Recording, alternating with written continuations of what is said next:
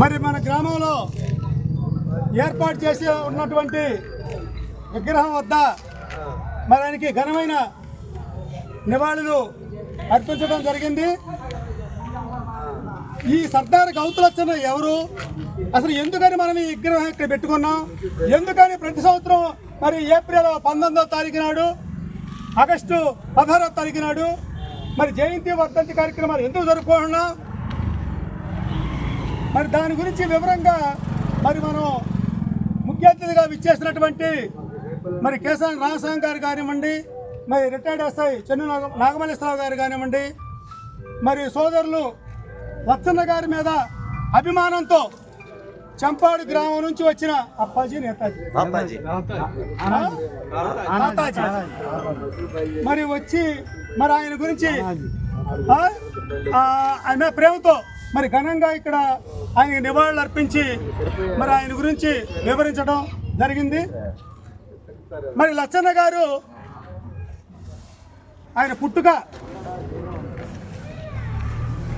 1909వ సంవత్సరంలో ఆ బారువా గ్రామం, శ్రీకాకుళం జిల్లా సోంపేట తాలూకా బారువా గ్రామం, చిన్న కుగ్రామం, అక్కడ జన్మించడం జరిగింది అష్టమ సంతానంగా.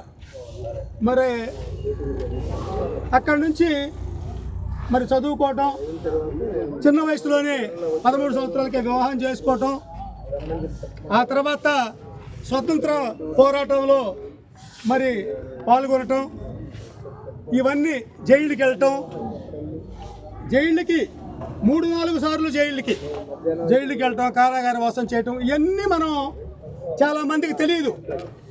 1947 ఆగస్టు 15వ తారీఖు నాడు స్వతంత్రం వచ్చిన టైంలో కూడా మన ఒంగోలు జిల్లా, ప్రకాశం జిల్లా అంటాం, ఒంగోలు జిల్లాని ప్రకాశం పంతులు గారు, టంగుటూరి ప్రకాశం పంతులు గారు ఆగస్టు 15 1947 సంవత్సరంలో జైల్లో ఉన్నారు. ఆయనతో పాటు ఈయన కూడా ఉన్నాడు. ఆ రోజునే ఎప్పుడైతే రిలీజ్ చేశారో ప్రకాశం పంతులు గారితో పాటు ఈయన కూడా రిలీజ్ అయ్యాడు ఆగస్టు 15వ తారీఖు నాడు 47లో. అలాంటి గొప్ప వ్యక్తి సర్దార్ గౌతులచ్చన్న గారు. మరి ఆయన వచ్చిన తర్వాత మరి మనకు ప్రజాస్వామ్యం అనే భారతదేశంలో స్వతంత్రంగా ప్రకటించుకున్నాం కాబట్టి భారతదేశానికి ఒక ఎన్నికలు రావటం, అట్లాగే రాష్ట్రానికి ఎన్నికలు రావటం, అప్పటి నుంచి ఆయన పోటీ చేసిన అసెంబ్లీ స్థానాలు సోంపేటలో కానివ్వండి, మరి పార్లమెంటుకి శ్రీకాకుళం కానివ్వండి, ఓటం అనేది లేకోకుండా మరి నెగ్గిన నాయకుడు ఆయన. అదేవిధంగా రైతుల కోసం ఏంటి, కార్మికుల కోసం ఏంటి, బడుగు బలహీన వర్గ ప్రతి ఒక్కరికి నువ్వు నేను అనేది లేకపోకుండా, తరతమ భేదాలు లేకపోకుండా మరి ఆయన సేవ చేసిన మహోన్నతమైన వ్యక్తి సర్దార్ గౌతులచ్చన్న గారు. ఆ రోజునే రైతుల కోసం మరి ఇచ్చాపురం నుంచి మద్రాసు, మన ఉమ్మడి రాష్ట్రంగా ఉండగా మద్రాసు వరకు పాదయాత్ర చేసినట్టు మహోన్నత వ్యక్తి. మరి ఆయన మాట వినపోయేసరికి మరి మంత్రి పదవిని త్యాగం చేసినటువంటి వ్యక్తి. అలాగే మరి సార్ చెప్పారు అక్కడ సోంపేట అసెంబ్లీకి ఎమ్మెల్యేగా గెలిచాడు, శ్రీకాకుళం పార్లమెంట్కి ఎంపీగా గెలిచాడు. అదే రోజున ఇక్కడ గుంటూరుకి పార్లమెంట్గా ఉన్నటువంటి, బాపట్ల పార్లమెంట్గా ఉన్నటువంటి నియోజకవర్గంలో వాళ్ళ గురువు గారు అయిన ఆచార్య ఎన్జి రంగారావు గారు ఓడిపోయారు. ఆయన పార్లమెంట్కి రిజైన్ చేసి ఈనాడుకి తీసుకెళ్లి శ్రీకాకుళంలో గెలిపించడం జరిగింది. అలాంటి మహోన్నతుడికి ఈ రోజుల్లో అలాంటి వాళ్ళు లేరు. మరి ఆయన మంత్రివర్గాల్లో పనిచేశాడు, ఆర్టీసీ శాఖ, కార్మిక శాఖ, ఇవన్నీ చేశాడు. ఇప్పుడు ఈ రోజునే ఆయన కొడుకు మరి గౌతు శివాజీ గారు మరి ఎమ్మెల్యేగా, మంత్రిగా చేశారు అక్కడే సోంపేటలోనే. అలాగే ఇప్పుడు ఆయన మనవరాలు మరి గౌతు శిరీష ప్రజెంట్ ఎమ్మెల్యే. ఈ విధంగా వాళ్ళ జీవితం ఆ విధంగా ప్రయాణం చేస్తూ ఉంది. వాళ్ళ కుటుంబం అందరికీ న్యాయం చేసే భాగంలో, ఆదుకునే భాగంలో ప్రతి ఒక్కరికి సహాయ సహకారాలు అందించే విధంగా ప్రయాణం చేస్తూ ఉంది. ఏదేమైనా సర్దార్ గౌతులచ్చన్న గారికి సర్దార్ అనే బిరుదు వచ్చేసరికి ఇద్దరికే సర్దార్ అనేది చెప్పారు. సర్దార్ వల్లభాయ్ పటేల్ అయితే ఒక విధంగా, మరి ఆ రోజు స్వతంత్ర పోరాటంలో పాల్గొన్న సర్దార్ వల్లభాయ్ పటేల్ అయితే ఇక్కడ వచ్చేసరికి మనకి సర్దార్ గౌతులచ్చన్న గారు రెండో వ్యక్తి అని. మీకు ఇంకా ఇలాంటి వ్యక్తి గురించి రాబోయే తరాలు, ఎందుకంటే ఎప్పుడు రామస్వామి గారు ఉంటారు, నాగమల్లేశ్వరరావు గారు ఉంటారు, పరిశ్రమ వెంకటేశ్వరరావు గారు ఉంటారు, ఎవరు ఉంటారు.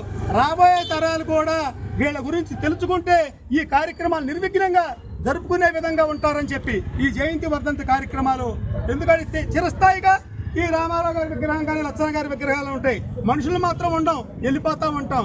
కానీ ఈ కార్యక్రమాలు ఆగకోకుండా కొనసాగే విధంగా ఉండాలని చెప్పి మరి భావితరాలకి అర్థమయ్యే విధంగా మరి తెలియజేస్తానికి ఈ కార్యక్రమాలు చేస్తున్నాము. వాళ్ళ గురించి తెలియజేయాలి మీ తర్వాత పిల్లలకి. తర్వాత గతంలో చాలా సంవత్సరాలుగా గౌతు లచ్చన్న గారిని ఆయన చరిత్రని పాఠ్యాంశాలుగా పెట్టండి. అదేవిధంగా ఆయన జన్మదినం రోజుని, జయంతి రోజుని, వర్ధంతి రోజుని సెలవు దినంగా ప్రకటించండి.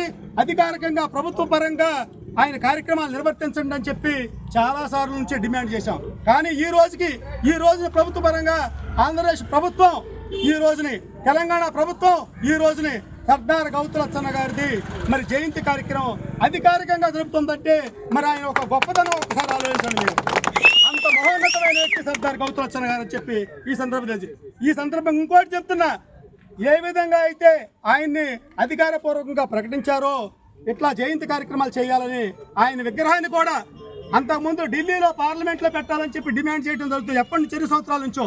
ఇప్పుడు మనకు అవకాశం ఉంది కాబట్టి మన రాష్ట్ర అసెంబ్లీలో, ఎందుకంటే ఆయన మనవరాలు శివాజీ ఉంది, ఇక్కడ వచ్చేసరికి పెద్దాన సత్యనారాయణ గారు ఎమ్మెల్యేగా ఉన్నారు, ఇక్కడ వచ్చి అనగానే సత్యప్రసాద్ గారు మంత్రిగా ఉన్నారు, ఇట్లా సోకాళ్ళు 6 ఎమ్మెల్యేలు ఉన్నారు, ఒక మంత్రి ఉన్నాడు, ఎక్స్ మినిస్టర్లు ఉన్నారు, మరి కొనగళ్ళ నారాయణ ఎంపీ గారు ఉన్నారు, కేఈ కృష్ణ, ఇట్లా సోకాళ్ళు లీడర్స్ పెద్ద వాళ్ళు ఉన్నారు. కాబట్టి ఆయన విగ్రహాన్ని ఏ విధంగా అయినా సరే మరి అసెంబ్లీలో అమరావతిలో పెట్టాలని చెప్పి నేను ఈ సందర్భంగా మరి ప్రభుత్వాన్ని కానీ మరి గౌడ నాయకులు కానీ నేను డిమాండ్ చేస్తూ ఈ కార్యక్రమానికి ఇచ్చేసినటువంటి మన పంచాయతీలో ఉన్నటువంటి మరి నా సోదరులు అందరూ కానీ మరి గొరిగిపూడి నుంచి, కోళ్ళపాల నుంచి, పెద్దపాల నుంచి, చింతమూటి నుంచి, అక్కివారిపాల నుంచి, మన జిలుగువారిపాల నుంచి, రేపల నుంచి ఇచ్చేసి మరి కార్యక్రమం తెనాల నుంచి ఇచ్చేసినటువంటి మరి నా స్నేహితుడు, నా చిన్న స్నేహితుడు అరుణాభూషణం, నా క్లాస్మేట్ అనమాట.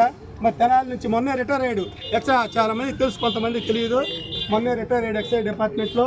మరి ఇచ్చేసినందుకు అలాగే అమూల్య మరి సమయాన్ని, రామస్వామి గారు అంటే మరి ఆ వయసు కానీ ఆయన అమూల్యమైన సమయాన్ని, ఆరోగ్యాన్ని కూడా లెక్క చేయకుండా ఇచ్చేసి, అట్లాగే ఎస్ఐ గారు కానివ్వండి, మరి వరిగంట మాస్టర్, శారదా ఐటీ కరస్పాండెంట్ ఇవ్వో.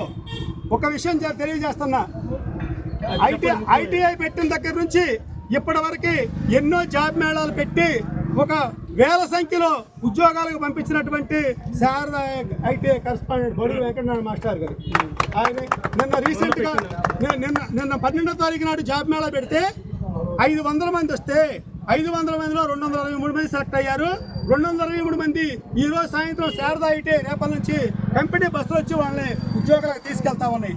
మనూరు నుంచి, పెద్దపాల నుంచి కూడా, మనూరు నుంచి మనాడు సెలెక్ట్ పేరు మీ నాన్న పేరు చెప్పు.